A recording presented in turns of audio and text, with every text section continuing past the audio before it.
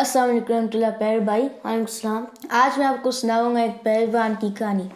تو ایک دفعہ کیا ہوتا ہے، ایک بہت طاقتور پہلوان ہوتا ہے لیکن وہ ہوتا غریب.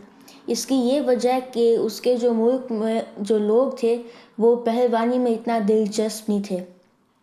تو وہ سوچتا رہتا ہے کہ میں اتنا غریب کیوں، دوسرے لوگ اتنے امیر کیوں ہیں، مجھ میں کیا کمی ہے، دوسرے لوگوں میں کیا ہے جو مجھ میں نہیں ہے. ہر دن رات یہی سوچتا رہتا ہے.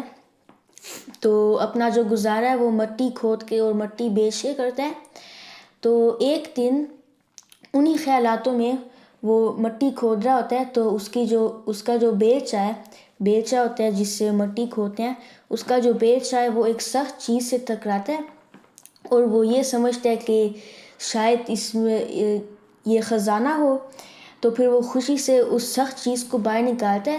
تو وہ دیکھتا ہے یہ تو ایک انسانی جبڑا ہے. انسانی جبڑا پیارے بھائی کہتے ہیں جو انسان کا چہرہ کا جو ہڈی نہیں ہے جس سے ہم کھانا کھاتے ہیں. تو وہ اس کو دیکھ کے اس کے جو خیالات ہیں وہ ایک دم سے بدلتے ہیں اور وہ یہ سمجھتا ہے کہ جو انسانی جبڑا ہے وہ اسے بات کر رہا ہے، اس سے پیغام دے رہا ہے. اور وہ سمجھتا ہے کہ وہ انسانی جبڑا کہتا ہے کہ اے پہلوان، پیسہ اتنا ضروری نہیں ہے. چاہے غریب ہو ایک بندہ یا چاہے امیر، چاہے ایک بادشاہ ہو، سب کا انجام ایک ہی ہے. سب جو ہے مٹی میں دفنائے جائیں گے اور مٹی بن جائیں گے. تو اصل خوشی جو ہے وہ پیسے سے نہیں اپنائے جاتے بلکہ نیک کاموں سے اپنائے جاتے ہیں جو ہمیں آخرت میں بھی ہمارا ساتھ دیں گے. تو جو پہلوان ہے اس کا سوچ بدل جاتا ہے.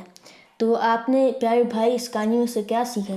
میں نے اس کہانی سے یہ سیکھا کہ ہمیں اللہ میاں کا شکر ادا کرنی چاہیے اور کبھی بھی نہیں ناشکری کرنی چاہیے، اور ہمیں نیک کام کرنے چاہیے تاکہ ہم اللہ میاں سے دوستی کریں. بالکل ٹھیک کہا آپ نے پیارے بھائی.